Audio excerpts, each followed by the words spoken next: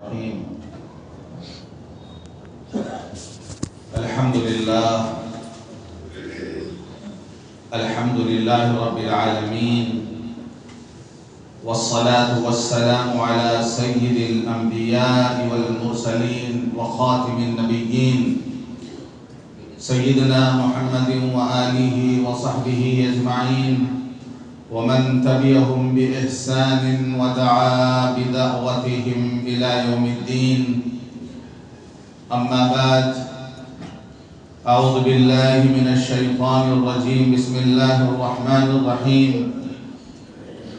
يا أيها الذين آمنوا اجتنبوا كثيرا من الظن إن بعض الظن إثم ولا تجسسوا ولا يغتب بعضكم بعضا أيحب أحدكم أن يأكل لحم أخيه ميتا فكرهتموه واتقوا الله إن الله تواب رحيم.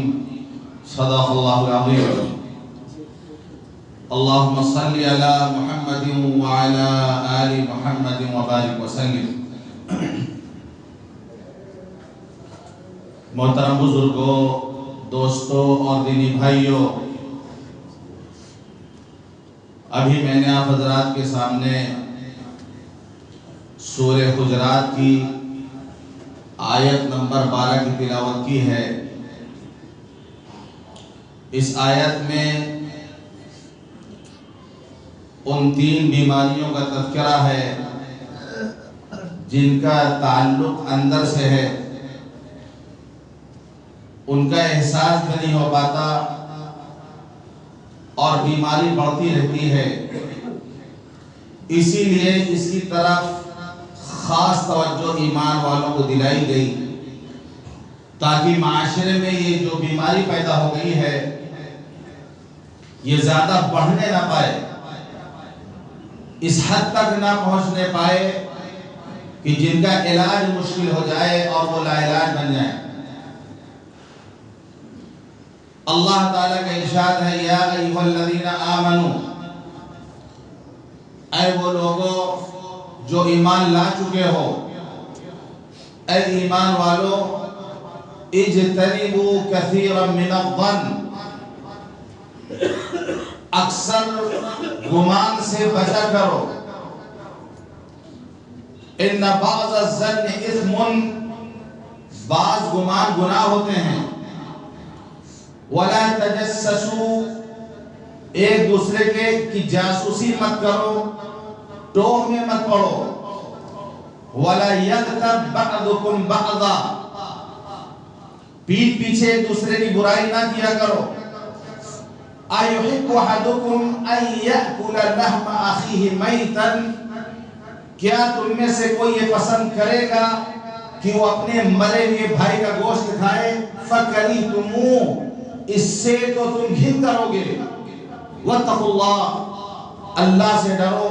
ان اللہ تواب الرحیم، بے شک اللہ توبہ قبول کرنے والا اور رحم کرنے والا ہے. اس آیت میں ان 3 روحانی بیماریوں کا تذکرہ ہوا ہے جو بڑی خطرناک ہیں، اور ان کی طرف خاص توجہ اسی لیے دلائی گئی ہے، جن میں 2 کا تذکرہ گزشتہ جو میں ہو چکا ہے. بدگمانی کا تذکرہ ہو چکا، جاسوسی کا تذکرہ ہو چکا. تو اللہ تعالیٰ پہلی بات ارشاد فرما رہا کہ دیکھو، گمان سے بچا کرو، کسی کے بارے میں اچھا گمان کرو.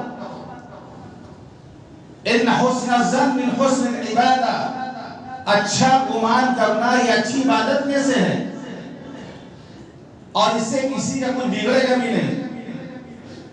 لیکن آدمی جب بدگمانی کرے گا کسی سے، جب بدگمانی کسی سے کرے گا تو پھر آگے معاملہ اور بڑھے گا کہ پھر اس کے ٹوہ میں پڑے گا، وہ اس کی جاسوسی کرے گا، وہ اس کی رات دن کی زندگی دیکھے گا، یہ کیا کر رہا کیا نہیں کر رہا، اس کے پیچھے لگے گا.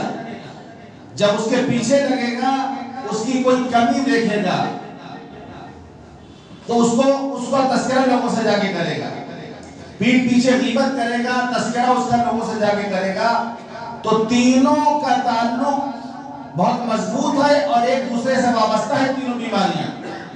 کہ شروعات یہاں سے ہوگی بدگمانی سے، اور پھر معاملہ بڑھے گا جاسوسی تک، پھر معاملہ غیبت میں جائے گا، اور بسا اوقات بہتان تک معاملہ پہنچے گا جو غیبت سے بھی زیادہ خطرناک ہے. اور اللہ کے رسول صلی اللہ علیہ وسلم نے ارشاد فرمایا یا معاشرہ من آمن بلسانی ولم يدخل الایمان قلبا، اے وہ لوگوں جنہوں نے زبان سے اسلام قبول کیا ہے ایمان ابھی ان کے دلوں میں داخل نہیں ہوا. اے وہ لوگوں جنہوں نے زبان سے اسلام قبول کیا ہے ایمان ابھی ان کے دلوں میں داخل نہیں ہوا. لا تغتابوا المسلمین، مسلمانوں کی غیبت نہ کیا کرو. لا تغتابوا المسلمین، مسلمانوں کے پیٹ پیچھے ان کی برائی مت بیان کیا کرو. ولا تتبعوا عوراتهم، ان کے چھپے ہوئے عیب کے پیچھے نہ پڑا کرو. إِنَّهُ مَن يَتَّبِعْ عَوْرَاتِهِمْ يَتَّبِعُ اللَّهُ عَوْرَاتِهِ، جو مسلمانوں کے چھپے ہوئے عیب کے پیچھے پڑے گا اللہ اس کے چھپے ہوئے عیب کے پیچھے پڑے گا. وَمَن يَتَّبِعُ اللَّهَ عَوْرَتَهُ يَخْزَهُ فِي بَيْتِهِ، اور جس کے چھپے ہوئے عیب کے پیچھے اللہ پڑے گا اللہ اس کو اس کے گھر میں رسوا کر دے گا. یعنی یہ مسلمانوں کے ساتھ یہ سلوک کرنا یہ وہی کرے گا جس کا دل بیمار ہو، جس کا دل ایمان کے نور سے خالی ہو، وہی یہ کام کرے گا. اللہ کو اپنے بندوں سے بہت محبت ہے، اللہ اپنے ایمان والے بندوں سے بڑی محبت کرتا ہے. وہ نہیں چاہتا کہ اس کے بندے ذلیل ہوتے پھریں یا ان کے بندوں کی لوگ برائیاں کریں. جا کے ایک باپ اپنے بیٹے سے جو محبت کرتا ہے اگر اس کے بیٹے کا تذکرہ غلط انداز سے ہوگا تو باپ کو تکلیف پہنچتی ہے. بیٹا چاہے نالائقی کیوں نہ ہو لیکن اگر دوسرے لوگ اس پر تبصرہ کرتے ہیں تو باپ کو باپ کے حیثیت سے تکلیف ہوتی ہے. اللہ کے نیک بندوں کا اگر برائی سے تذکرہ ہوگا، ان کے عیوب کا تذکرہ ہوگا، ان کے پیٹ پیچھے ان کی برائی کی جائے گی تو اللہ کو بھی یہ ناپسند ہے. پھر اللہ بھی اس کے پیچھے پڑے گا، پھر اللہ بھی اس کے عیبوں کے پیچھے پڑے گا. اور جس کے عیبوں کے پیچھے اللہ پڑ جائے جو اس سب کچھ اللہ جاننے والا ہے. یعلم خائنۃ الاعین وما تخفی الصدور، آنکھوں کی خیانتوں کو بھی اللہ جانتا ہے، دل کے اندر جو بھید پنپ رہے اللہ ان کو بھی جانتا ہے. اللہ سے کوئی بھی چھپی نہیں ہے تو اللہ بھی اس کے عیب کے پیچھے پڑے گا. اور جس سے عیب کے پیچھے اللہ پڑے گا وہ چاہے گھر میں رہتا ہو باہر نہ نکلتا ہو، اب اللہ اس کو اس کے گھر میں رکھ کر اس کو رسوا کرے گا. تو ایمان والوں کو نام لے کے اللہ نے ایمان والوں کو بنایا یا ایھا الذین آمنوا، اے ایمان والو. یعنی یہ سب چیز گناہ ہے، یہ گناہ ہے ایمان کے شان کے خلاف ہے. یہ ایمان والوں کے لیے زیب نہیں دیتا کہ حرکت ایمان والا کرے. اسی لیے اللہ نے پہلے ایمان کی دہائی دی، مخاطب کیا ایمان والوں سے کہ اے ایمان والو اکثر گمان سے بچا کرو. بعض گمان گناہ ہوتے ہیں، ہم نے کسی کے بارے میں کوئی گمان کر لیا، ہو سکتا ہے ویسا نہ جیسا ہم سوچ رہے ہیں. وَلَا تَجَسَّسُوا، جاسوسی نہ کیا کرو، ایک دوسرے کے پیچھے مت پڑا کرو. وَلَا يَغْتَبْ بَعْضُكُمْ بَعْضًا، پیٹھ پیچھے ایک دوسرے کی برائی نہ کیا کرو، ایک دوسرے کی غیبت نہ کیا کرو. اللہ کے رسول صلی اللہ علیہ وسلم نے صحابہ کرام سے پوچھا اتدرون ما الغیبہ، تم جانتے ہو غیبت کسے کہتے ہیں؟ صحابہ سے اللہ کے رسول نے سوال کیا جانتے ہو غیبت کس کو کہتے ہیں؟ صحابہ نے جواب دیا اللہ اور اس کے رسول زیادہ بہتر جانتے ہیں. آپ نے فرمایا ذکرک اخاک بما یکرہ، غیبت کی تعریف آپ کر رہے ہیں. ذکرک اخاک بما یکرہ، اپنے بھائی کی ایسی بات بیان کرنا جو اس کو ناپسند ہو، اس کو دوسروں سے بیان کیا جائے جس سے اس کو تکلیف پہنچے. جس بات سے، چاہے اس کے تعلق سے ہو، اس کے گھر والوں کے تعلق سے ہو، یہاں تک کہ اگر کسی کی گاڑی کھٹانا ہے، گاڑی رکھی ہے کھٹانا ہے، گاڑی ہم اس کا تذکرہ برائی سے کر رہے ہیں، اس کی گاڑی ہفتے میں 3 دن خراب رہتی ہے، دھکا دے کے ڈھکیلنا پڑتا ہے اسی گاڑی کو، اس بات سے بھی اگر اس کو تکلیف پہنچتی ہے تو یہ بھی غیبت میں شامل ہے.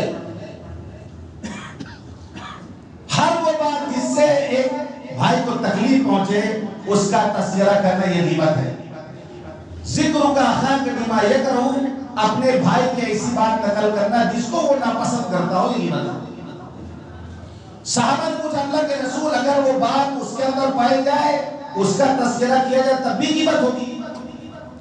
جو بات ہم کہہ رہے سامنے والے سے اس کے بارے میں، اگر حقیقت میں وہ بات، وہ کمی، وہ عیب اس کے اندر ہو جس کا ہم تذکرہ کر رہے ہیں، تو کیا یہ بھی غیبت ہوگی؟ آپ نے فرمایا یہی تو غیبت ہے،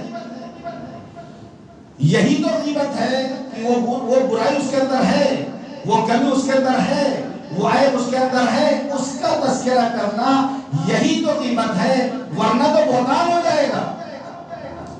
بہتان کہتے ہیں جس کے اندر کوئی ایسی بات نہ ہو، جس نے کوئی ایسا کام نہ کیا ہو، اس کی طرف اس کام کی غلط نسبت کی جائے، اس پر بہتان باندھنا اسی کو کہتے ہیں۔ آپ نے فرمایا غیبت جبھی ہے جب وہ چیز اس کے اندر پائی جائے، اگر وہ چیز اس کے اندر پائی نہیں جا رہی ہے تو بہتان ہے، پھر غیبت سے بھی زیادہ خطرناک ہے یہ بہتان۔ آپ نے فرمایا الغیبت اشد من الزنا، غیبت زنا سے بھی زیادہ بڑا گناہ ہے۔ زنا کو ہم بہت بڑا گناہ سمجھتے ہیں، اور قرآن نے بھی اس کو بہت بڑا گناہ کبیرہ، قرآن نے بھی کہا لا تقربوا الزنا انہ کان فاحشۃ وساء سبیلا، زنا کے قریب بھی مت جاؤ، کرنا تو دور کی بات ہے، قریب بھی مت جاؤ، اس لیے کہ وہ فحش ہے، بدترین راستہ ہے وہ اختیار کیا جاتا ہے۔ تو زنا کا ایک مرتبہ ہم بہت بڑا گناہ سمجھتے بھی ہیں، یہاں تک کہ سزا یہ ہے کہ اگر کوئی زنا کرتا ہے، اگر اسلامی حکومت ہوگی، اگر اسلامی حکومت ہے اور شادی شدہ نہیں ہے، کنوارا ہے، اس نے زنا کیا ہے، اس کو 100 کوڑے مارے جائیں گے، لڑکی کو 100 کوڑے مارے جائیں گے، لڑکے کو 100 کوڑے مارے جائیں گے۔ الزانیۃ والزانی فاجلدوا کل واحد منہما 100 جلدہ، زنا کرنے والا مرد، زنا کرنے والی عورت، 100 درے، 100 کوڑے لگائے جائیں گے۔ اور اگر شادی شدہ ہو کے زنا کرتا ہے اس کی سزا سنگسار ہے،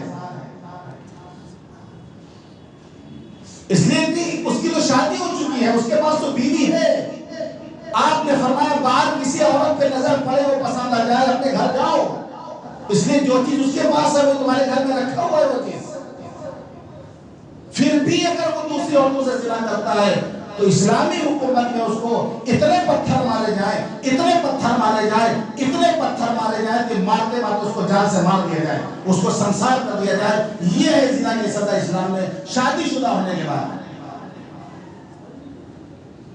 ابھی تو آدمی بہت آسانی کہتا تھا تو شادی کو تو لیسن مل گیا تھا، بولتے ہیں لیسن مل گیا، شادی ہو گئی ہے، تو مار مار کے پتھر سنسار کر دیا جائے گا، زندگی کے خاتمہ اس کا کہتے ہیں۔ یہ ہے اسلام کی سزا۔ زنا کی اتنی خطرناکی اس لیے میں بتا رہا ہوں تاکہ پھر اگلی بات آئے یہ سمجھیں کہ آپ نے فرمایا الغیبت اشد من الزنا، غیبت کرنا زنا سے بھی زیادہ خطرناک ہے۔ ہم تصور نہیں کر سکتے ہیں کیا غیبت کتنا بڑا گناہ ہو سکتا ہے، کہ زنا سے بھی زیادہ بڑا گناہ غیبت کرنا ہے۔ صحابہ کو بھی تعجب ہوا، صحابہ کو بھی سن کے تعجب ہوا۔ صحابہ نے پوچھا یا رسول اللہ، اللہ کے رسول، کیف الغیبت اشد من الزنا، غیبت زنا سے بڑا گناہ یہ کیسے ہو سکتا ہے؟ تو آپ نے فرمایا ان الرجل یزنی فیتوب فیتوب اللہ علیہ، کہ آدمی زنا کرتا ہے، وہ توبہ کرتا ہے، نادم ہو کر، شرمندہ ہو کر، رو کر کے، گڑگڑا کر کے اللہ سے توبہ کرتا ہے تو اللہ اس کی توبہ قبول کر لیتا ہے، اللہ اس کو معاف کر دیتا ہے۔ وَإِنَّ صَاحِبَ الْغِيبَةِ لَا يُغْفَرُ لَهُ حَتَّى يَغْفِرَهَا لَهُ صَاحِبُهُ، اور غیبت کرنے والا اس کا گناہ اتنا خطرناک ہے، اللہ بھی اس کو معاف نہیں کرتا جب تک کہ جس کی اس نے غیبت کی ہے وہ اس کو معاف نہ کر دے۔ جس کی اس نے غیبت کی ہے جب وہ معاف کرے گا تب اللہ اس کو معاف کرے گا۔ اللہ سے معاف کرانا بہت آسان ہے، بندوں سے معاف کرانا بہت مشکل ہے۔ ایک لمحے میں اللہ معاف کر دیتا ہے، انسان کبھی جس عمر میں شرمندہ ہو کہ اللہ کے سامنے توبہ کر لے، اللہ اس کو معاف کر دیتا ہے۔ تو اللہ سے معافی مانگنا، معاف کرانا آسان ہے، ہم لوگوں کے پاس اتنا بڑا کلیجہ نہیں ہے، ہم لوگوں کے پاس اتنا بڑا دل نہیں کہ ہم معاف کر دیں۔ معاف بھی کر دیتے ہیں تب بھی وہ چیز باقی رہ جاتی کہیں نہ کہیں کسی گوشے میں۔ اسی لیے علماء نے لکھا ہے کہ اگر کسی کی غیبت کی ہے تو جس کی اس نے غیبت کی ہے اگر وہ بات اس تک پہنچ چکی ہے تو اس سے جا کے معافی مانگنا ضروری ہے، اور اگر آپ نے ایسی جگہ غیبت کی ہے آپ کو معلوم ہے کہ یہ بات ابھی اس تک نہیں پہنچی ہے، مثال کا آدمی بمبئی میں رہتا ہے یا جو ہے یو پی میں رہتا ہے، کہیں بھی رہتا ہے، دور ہے، وہ اب تک ابھی اس تک بات نہیں پہنچی ہے، لیکن آپ اس دھوکے میں نہ رہیں، اب تو وقت آ گیا ہے، موبائل کا وقت ہے، سوشل میڈیا کا دور ہے، یہ سب جگہ بات پہنچ جاتی ہے، دوسرے دن ہی اسی دن بات پہنچ جائے گی، فون کر کے کوئی بتا دے گا یہ فلاں جگہ آپ کی یہ برائی ہو رہی تھی، اس لیے ہے ہی خطرناک چیز ہے۔ پھر بھی اگر ایسی جگہ غیبت کی معلوم ہے کہ اس تک بات ابھی نہیں پہنچی تو اس سے معافی مانگنا ضروری نہیں ہے، پھر اللہ سے توبہ کر لیا جائے۔ جس کی غیبت کی ہو اس کا انتقال ہو گیا، انتقال ہو گیا تو اب اس سے کیسے معافی مانگیں گے؟ اللہ کے رسول صلی اللہ علیہ وسلم نے اس کا بھی طریقہ بتایا آپ نے کہ آدمی ان کفارہ ترغیبہ، یعنی غیبت کا کفارہ یہ ہے ان تستغفر، کہ تم نے جس کی غیبت کی ہے اس کے بارے میں اللہ سے معافی مانگو، استغفار کرو، کہو یہ اللہم اغفر لنا ولہ، اللہ مجھے بھی معاف کر دے اسے بھی معاف کر دے، یہ دعا کریں پھر آپ اللہ ہمیں بھی معاف کر دے اسے بھی معاف کر دے، اللہم اغفر لنا ولہ، اللہ ہمیں بھی معاف کر دے اسے بھی معاف کر دے۔ ہر موقع پہ پہلے اپنے کو سامنے رکھنا پڑے گا، دعا میں آپ جہاں نہیں جائیں گے اکثر آپ کو ملے گا پہلے اپنے بارے میں دعا کرنا ہے، بعد میں دوسرے کے لیے کرنا ہے۔ اللہ ہمیں بھی معاف کر دے اسے بھی معاف کر دے، یہ اللہ سے آدمی اس کے حق میں استغفار کرتا رہے تو امید ہے کہ گناہ معاف ہو جائے گا۔ اسی طریقے سے ایک بات اور یہاں پر ہے، جوانی میں اگر کسی سے غلطی ہو گئی،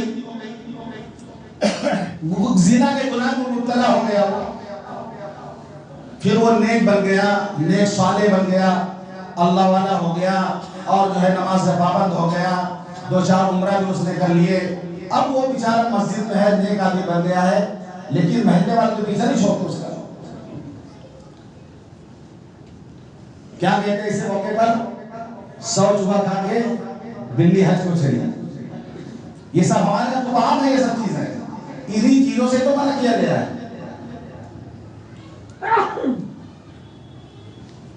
غیبت میں معافی مانگنا شرط ہے، جیسے کہ عرض کیا گیا کہ جس کی غیبت کی اس سے معافی مانگنا ضروری ہے، لیکن اگر زنا ہو جائے تو زندگی کے کسی موڑ پہ سامنے والے سے معافی نہیں مانگنا ہے، یہ فرق سمجھ لیں آپ یہاں پر۔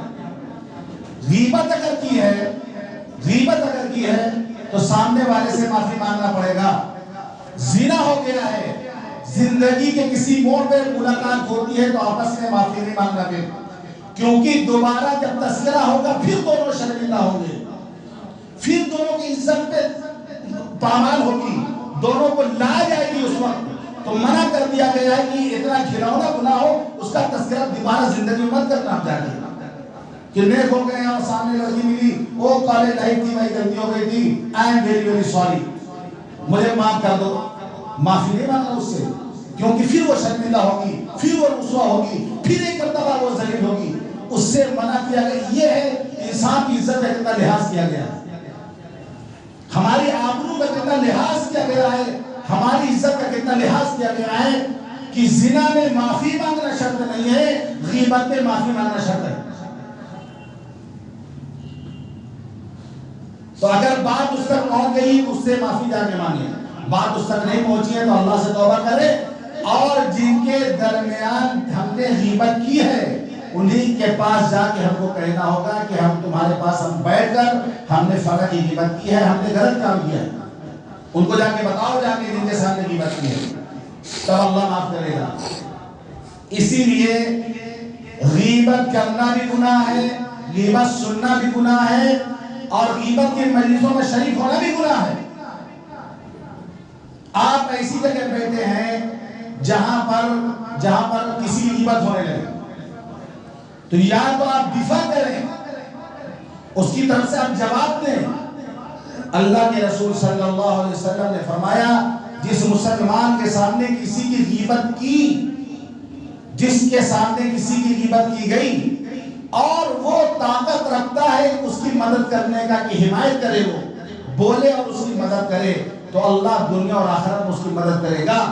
جو طاقت رکھنے کے باوجود اس موقع پر مدد نہیں کرے گا، اللہ دنیا اور آخرت میں اس سے حساب لے گا۔ تو یا تو آدمی وہاں سے اٹھ کے چلا جائے، اس مجلس میں شریک نہ ہو، ایسی مجلسوں میں شریک نہ ہو آدمی۔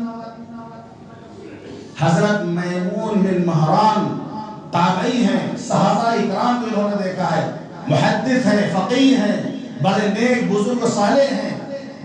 انہوں نے ایک مرتبہ خواب دیکھا، سو رہے ہیں اور ایک شخص ایک حبشی غلام کا گوشت لا کے ان کو منہ میں ڈالا، اس کو کھاؤ، تم نے اس کی غیبت کی ہے، اس کو کھاؤ۔ انہوں نے کہا بھائی میں نے اس کی غیبت تو نہیں کی، میں نے اس کی کوئی غیبت نہیں کی۔ تو اس نے کہا کہ فلاں مجلس میں اس کی غیبت ہو رہی تھی، آپ وہاں موجود تھے، وہ بھی غیبتی کی طریقے سے اس کو کھاؤ۔ توبہ کیا حضرت محمود بن مہران نے، اس کے بعد پوری زندگی ایسی مجلسوں میں نہیں بیٹھے، ایسی مجلسوں میں نہیں بیٹھے جہاں کسی کی غیبت کی جاتی،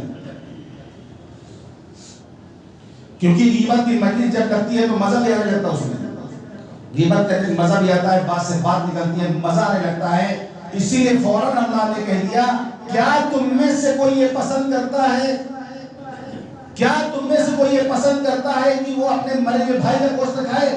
فَقَرِي تم اس سے تم گھن آئے گی، یعنی جب مجلس میں مزہ آنے لگے، غیبت پہ غیبت ہو رہی ہو، مزہ آنے لگے، فوراً آدمی تصور کرے گی گویا ہم مرے ہوئے انسان کا گوشت کھا رہے ہیں، گھن آ جائے گی، اس کو رک جائے گا، اس حرکت سے اس عمل سے رک جائے گا۔ اور اللہ نے سزا بھی ویسی متعین کی۔ اللہ کے رسول صلی اللہ علیہ وسلم نے فرمایا جب میں معراج میں گیا تو میرا گزر ایک ایسی قوم کے پاس سے ہوا جن کے ناخون تانبے کے سرخ ناخون تھے، اس ناخون سے وہ جو ہے اپنے چہرے کو اور اپنے سینے کو نوچ رہے تھے۔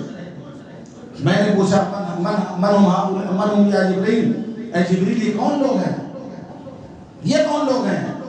آپ جبریل نے فرمایا ہؤلاء یأکلون الناس، یہ وہ لوگ ہیں جو لوگوں کو گوشت کھایا کرتے تھے، یہ وہ لوگ ہیں جو لوگوں کا گوشت کھایا کرتے تھے، غیبت کیا کرتے تھے، وَيَقَوْنَ فِي أَعْرَاضِهِمْ، ان کی عزتوں سے کھلواڑ کیا کرتے تھے، ان کی عزتوں سے کھیلا کرتے تھے، اس کی سزا ہی نہیں مل رہی۔ تو غیبت کی سزا یہ بھی ہے جہنم میں کہ غیبت کرنے والے کو ایسا دردناک سزا دی جائے گی، ایسا دردناک عذاب ہوگا کہ اس کے عذاب کو دیکھ کے دوسرے جہنمی پریشان ہوں گے، آپس میں کہیں بھئی اس نے ایسا کو جرم کیا، اتنے بڑے گناہ مبتلا ہے، سزا کیا ملے گی؟ رجل یأکل لحمہ، وہ آدمی اپنا گوشت خود نوچ کھا رہا ہوگا، خود اپنا گوشت نوچ کھا رہا ہوگا وہ جہنم میں، کیونکہ وہ دنیا میں لوگوں کا گوشت نوچ کھایا کرتا تھا، غیبت کیا کرتا تھا، چغلخوری کیا کرتا تھا۔ تو غیبتی کہ بہن سمجھ لیجیے، بھائی سمجھ لیجیے، قریبی رشتہ دار سمجھ لیجیے۔ ایک چیز اور ہے جس کو ہم کہتے ہیں چغلخوری، جس کو ہم چغلخوری کہتے ہیں۔ چغلخوری اس چیز کو کہتے ہیں کہ فتنہ پھیلانے کے لیے، فتنہ پھیلانے کے لیے ایک کی بات دوسرے سے جا کے نقل کرنا، یہ چغلخوری۔ اللہ کے رسول صلی اللہ علیہ وسلم فرمائے لا يدخل الجنة قتال، چغلخوری کرنے والا جنت میں داخل نہیں ہوگا۔ یعنی ایسا گناہ ہے یہ کہ اس گناہ میں جو مبتلا ہو جنت میں داخل نہیں ہوگا جب تک اس کی سزا نہ بھگت لے. سزا بھگتنے کے بعد جنت میں جا پائے گا. تو لا يدخل جنت قتال، چغل خوری کرنے والا جنت نہیں جائے گا. اللہ کے رسول صلی اللہ علیہ وسلم فرمایا اللہ کے نیک بندے وہ ہوتے ہیں جن کو دیکھ کے خدا یاد آ جائے. بدترین بندے وہ ہیں جو چغل خوری کرتے ہیں، جو چغل خوری کرتے ہیں، دوستوں کا آپس میں لڑاتے ہیں، جو اس بات کی کوشش میں لگے رہتے ہیں کسی طریقے سے اللہ کے نیک بندوں کو پریشانی میں مبتلا کیا جائے. بدترین بندے ہیں. اسی لیے اللہ کے رسول صلی اللہ علیہ وسلم فرمایا صحابہ سے، دیکھو کوئی کسی کی بات ہم سے نہ نقل کیا کرے آگے. میرے ساتھیوں میں سے کوئی کسی کی بات ہم سے نہ بتایا کرے. میں چاہتا ہوں جب میں اپنے صحابہ کے درمیان آؤں تو ہر ایک کی طرف سے ہمارا دل صاف ہو. آج سے بڑی ہستی کا تصور نہیں کیا جا سکتا ہے. ان کا یہ فرمان ہے اپنے بارے میں کہ کسی کی کوئی بات مجھ سے نہ نقل کیے گا آگے. میں چاہتا ہوں کہ میں اپنے ساتھیوں کے درمیان آؤں تو سب کی طرح سے ہمارا دل صاف. ہمیں بھی کرنا چاہیے، منع کر دینا چاہیے بھائی کسی کے بات ہم سے بتایا کرو. ہم چاہتے ہیں کہ مسجد میں آئے تو ہر مقتدی کی طرف سے ہمارا دل صاف ہو، ہر ایک کی طرف سے ہمارا دل صاف ہو. کسی کی کوئی بات، کون برائی کر رہا کون کیا کر رہا، بعض لوگ کام ہے کہ دوسروں کی بات پہنچانا، یہ بھی بہت غلط حرکت ہے. اور اگر ایسا معاملہ آ جائے تو خود صفائی پیش کرے. ایک مرتبہ اللہ کے رسول صلی اللہ علیہ وسلم نے کسی صحابی کا تذکرہ کیا تو بعض لوگوں نے کہا کہ وہ تو یہ گناہ میں مبتلا ہے. تو آپ نے فوراً فرمایا وہ اللہ اور اس کے رسول سے محبت کرتا ہے. یعنی گناہ شمار کیے جا رہے ان کے، اللہ کے رسول جواب دیتے ہیں وہ تو اللہ اور اس کے رسول سے محبت کرتا ہے. آپ نے خوبی کا تذکرہ کیا جہاں ان کی برائی کا تذکرہ ہو رہا تھا، اللہ کے رسول صلی اللہ علیہ وسلم نے خوبی کا تذکرہ وہاں کیا. تو اگر کوئی اس طرح تذکرہ کرے برائی سے تو اس کی جو خوبیاں ہیں اس کو بتاؤ لوگوں کے سامنے. ایک خوبی اسی کا تذکرہ کر دو، نہیں بھائی وہ تو ایسا شخص ہے، اس کے اندر تو یہ اچھائی ہے، فوراً اس کا دفاع کیا جائے. اسی طریقے سے ایک چیز اور ہے جس کو کہا جاتا ہے دو رخا پن. دو رخا پن یہ اس وقت ہوتا ہے جب دو گروہ، دو شخصوں میں لڑائی ہو جاتی ہے تو ایک بیچ کا ہوتا ہے جو ادھر کی بات ادھر اور یہاں کی بات وہاں جا کے پہنچاتا ہے. اس کو بولتے ہیں عربی میں ذو الوجہین، اردو میں دو رخا پن، اور بہت آسان لفظوں میں ہے سمجھیے منافق کا کام ہے. یعنی منہ پہ آپ کی تعریف کرے، پیٹھ پیچھے آپ کی برائی کرے. دو زبان اس کی استعمال ہوتی ہے. منہ پہ آپ کی تعریف کرتا ہے، پیٹھ پیچھے آپ کی برائی کرتا ہے، ایسے ہی شخص کو منافق کہا جاتا ہے. اللہ کے رسول صلی اللہ علیہ وسلم فرمایا تجدون شر الناس یوم القیامہ ذا الوجہین الذی یأتی ہؤلاء بوجہ وہؤلاء بوجہ. قیامت کے دن سب سے بدترین حالت میں تم اس شخص کو دیکھو گے جو دو رخا ہوگا، دو چہروں والا ہوگا. اس کے پاس جاتا ہے تو ایک چہرہ لے کر کے جاتا ہے، اس کے پاس جاتا ہے دوسرا چہرہ لے کر کے جاتا ہے. اس کو بولتے ہیں ذو الوجہین. قیامت کے دن سب سے بدترین حال میں تم دیکھو گے ذو الوجہین کو. آپ نے فرمایا جو دو چہرے والا ہوگا، جو دو رخا ہوگا، قیامت میں اس کے آگ کی اس کے منہ میں دو زبان ہوگی. لسانان من نار، آگ کی دو زبانیں اللہ اس کے منہ میں ڈال دے گا. کیونکہ دو زبان استعمال کرتا تھا دنیا میں، اس کی سزا ملے گی کہ آگ کی دو زبانیں اس کو دی جائیں گی.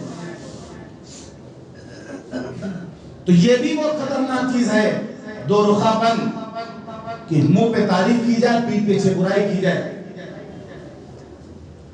اور شیخ سعدی رحمۃ اللہ علیہ فرماتا ہے یاد رکھو اگر کوئی کسی کی برائی تم سے آگے کرتا ہے تو تمہاری برائی بھی دوسروں سے جا کے کرے گا. یہ اصول یاد رکھیے. شیخ سعدی رحمۃ اللہ علیہ کا قول ہے اگر کوئی شخص دوسروں کی برائیاں تم سے آگے کرتا ہے تو تمہاری برائی بھی دوسروں سے جا کے کرے گا. یہ نہ سوچیے کہ دوسروں کی خبر تو ہم تک پہنچا رہا ہوں بہت وفادار ہے، ایسا کچھ نہیں ہے. آپ کے سارا بھید پول پٹی وہ دوسروں سے جا کے بتا رہا ہے. اس کا تو کام ہے یہاں کا مال وہاں ٹرانسفر کرنا، وہاں کا مال یہاں ٹرانسفر کرنا، امپورٹ ایکسپورٹ کا کام ہے ہی اس کا. تو یہ 3 بہت اہم مہلک بیماریاں ہیں جن سے مسلمانوں کو روکا گیا ہے. آگے اللہ فرماتا واتقوا اللہ ان اللہ تواب الرحیم. اللہ سے ڈرو. ان کا تذکرہ، تینوں کا تذکرہ فرمانے کے بعد اللہ فرماتا واتقوا اللہ، اللہ سے ڈرو، تقوی اختیار کرو. تقوی کہتے ہیں کہ ایسی زندگی گزاری جائے کہ قیامت کے دن اللہ کے سامنے کوئی ہمارا گریبان پکڑنے والا نہ ہو، قیامت کے دن اللہ سے کوئی ہماری شکایت کرنے والا نہ ہو، بلکہ ہم زندگی ایسی گزارے انسان ہماری شکایت دوسرے انسان سے نہ کرنے پائے. اللہ کا معاملہ تو دور کی بات ہے، دنیا میں بھی ہماری شکایت کسی دوسرے کے سامنے کوئی نہ کرنے پائے، ایسی زندگی ہم گزاریں. اب آپ بھی سوچے گا ہم سب کر چکے ہیں، اب ہم کیا کریں، غلطیاں ہم سے ہو چکی ہیں. اللہ فرماتا ہے ان اللہ تواب الرحیم. احساس جب بھی ہو جائے، ندامت جب بھی ہو جائے، توبہ کر لو، اللہ توبہ قبول کرنے والا ہے. اللہ سے معافی مانگ لو، اللہ توبہ قبول کرنے والا ہے. جس کی غیبت کی ہے، جس کی برائی کی ہے، اس سے مل لو، بتا دو کہ بھائی ہم نے تمہارا دوسرا برائی سے کیا ہے، ہمیں معاف کر دو، اللہ کے واسطہ ہمیں معاف کر دو. اس سے معافی کرا لو اور اللہ سے معافی مانگو. ان اللہ تواب الرحیم. اللہ توبہ قبول کرنے والا، رحم کرنے والا ہے. تم توبہ کرو گے، توبہ کے ساتھ رحم وابستہ ہے. جہاں تمہاری توبہ قبول ہوئی اسی وقت رحمت کی بارش اوپر شروع ہو جائے گی. توبہ کرو گے، توبہ قبول ہوگی، اللہ اپنی رحمت کی چادر تم کو ڈھانپ لے گا. تو یہ آیت نمبر 12 ہے سورہ حجرات کی، جس میں یہ احکامات ہیں. اللہ تعالی ہم سب کو ان تمام باتوں پر عمل کرنے کی توفیق عطا فرمائے. وآخر دعوانا الحمدللہ رب العالمین.